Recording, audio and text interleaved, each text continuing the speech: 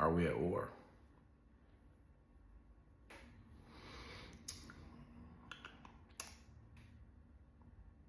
Today felt like I had to put this behind a video because words get confusing and words get misunderstood, and you can't gauge tone and inflection and intent very well from words, especially on social media. I'm not doing this for anybody but my kids and my wife and those close to me, and to get it out myself. Sometimes I say things I think men and women do because you need to hear yourself out, especially when it comes to deeper topics like what we're going through right now. In regards to Charlie,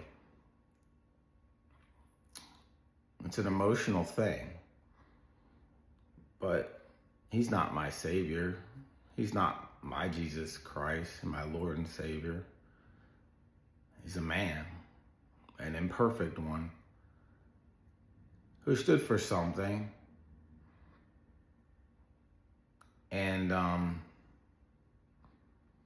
you could probably tell by my social media in the past, I didn't glorify that man.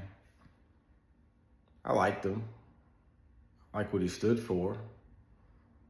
I liked what he was causing. One of the comments on one of the posts that I made led me to say these things that I'm gonna say now.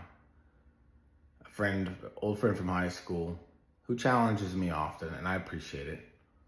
Hate begets hate. It's a real easy statement to make, especially in times like this. It's easy for us. That's like a low level blow at hate begets hate. So sure, when someone says things that are challenging, someone can receive things that are bad. That's a low level way of looking at it though. So what does it mean? Did Charlie deserve this? Well, let me say this from my standpoint. I'm not at war with anybody. It's not a civil war about to start.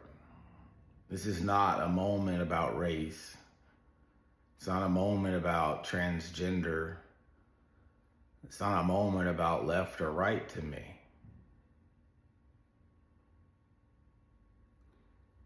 There's so much more to what is happening. And before we rush to judgment, before we alienate friends and family and say hard things, we need to allow time to expose them. In the weeks leading up to this, Charlie was apparently saying things about Israel. He was potentially exposing things about Israel. Those things are all much bigger than my brain can comprehend. But those of you who are either Jewish or Palestinian, it's a hot topic for you. And I have some friends that are Palestinian. I have some friends that are supporters of Israel. Those of you that are close to it, and I'm not, just a white guy from Louisiana, this is emotional for you. And if you were paying attention to what Charlie said recently, it's probably very emotional to you. But the point is this: there is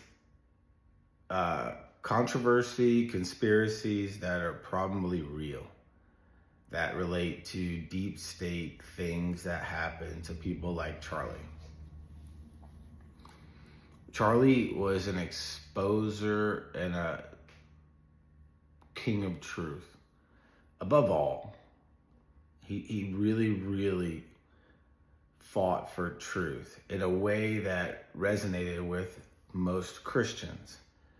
And that holds true. His stance on abortion, his fiery stance on abortion and his fiery stance on manhood and heterosexuality and things like that were centered on truth. Truth in a gospel he believed in. So naturally, as Charlie grows and Turning Point grows, he felt the need to expose other things.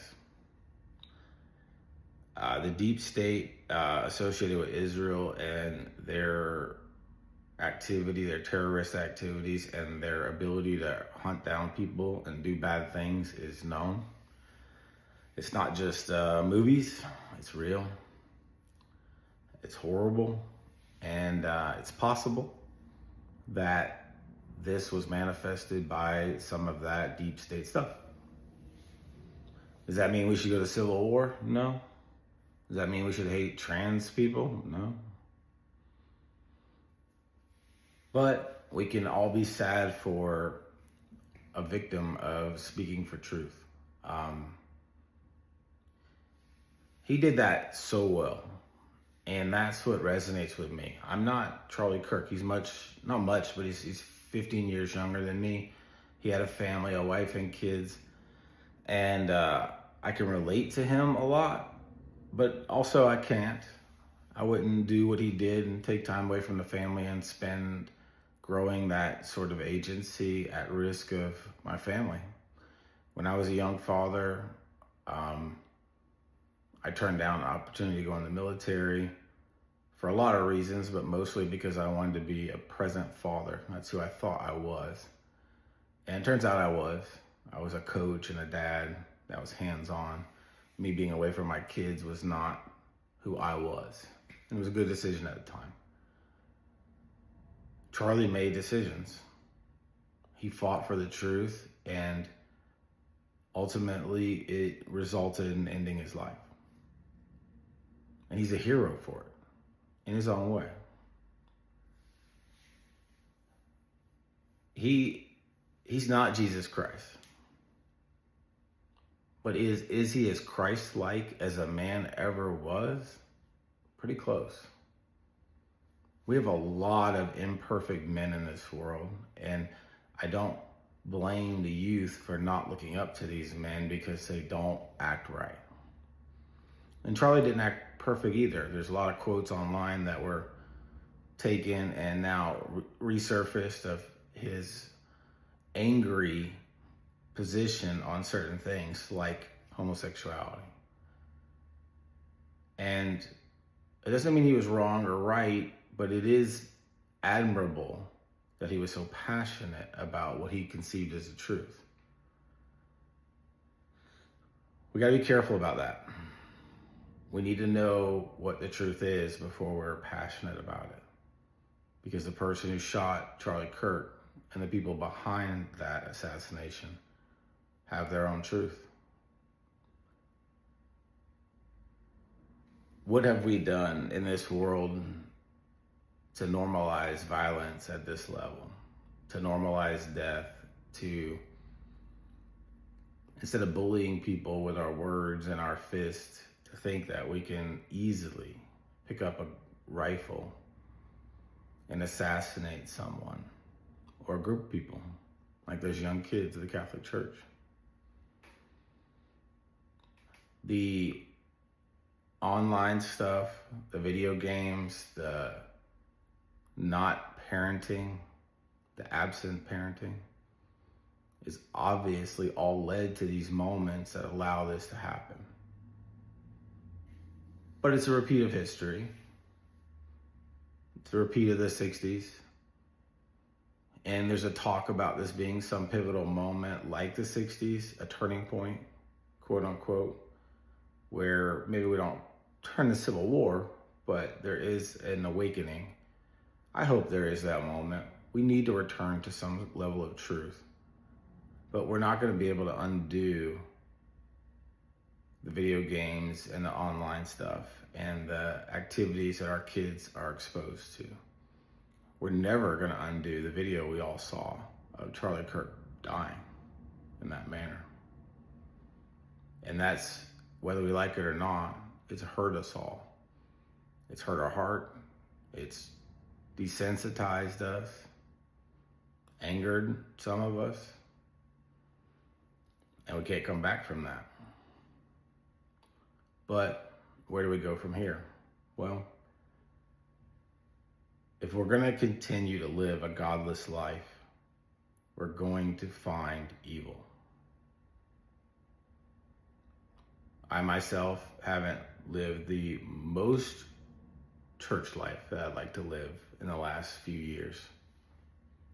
I've had my challenges, I've had to walk away from things and recalibrate, but I always have tried to live a life of truth, absolute truth, and make good decisions and not allow evil to make decisions for me. And I feel like I'm in a good place. I'm okay in the way I conduct myself for the most part. But I can realize just by driving around, the simplicity of driving around, seeing the anger in people, at stores and restaurants, and the arguing and yelling, and the way servers get treated. I mean, every interaction socially out there is so much more extreme, with few exceptions. Amongst our tight circle of friends, we can go out and hang out together and do things together and find, of course, that lack of hate, and it's just a more beautiful moment. So we do tend to go in packs. And this pack mentality is what's leading to some of this anger you see in the world. I encourage my kids, as always, to find God.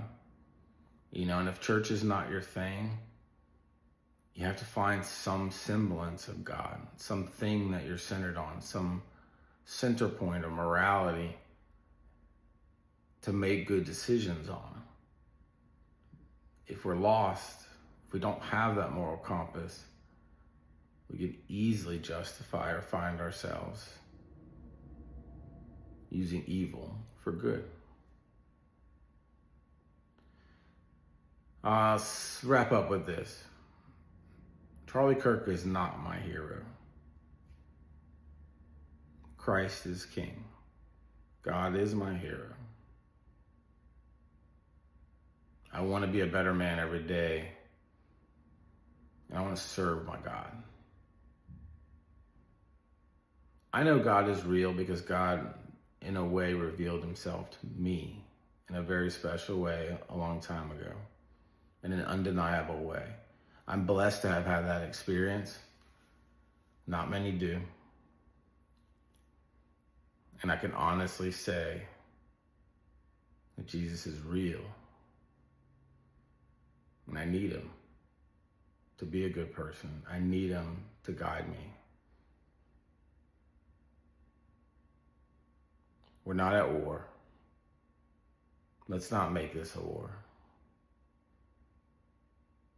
Let's not hate people. But sometimes we do have to flip a few tables. Sometimes we have to stand for the truth, even if it costs us our life. I know I would die for my family. I know I would stand in front of a bullet for my son, my daughter, my wife. I know I would sacrifice anything to protect the ones that love me. And we need more men like that. More men like Charlie.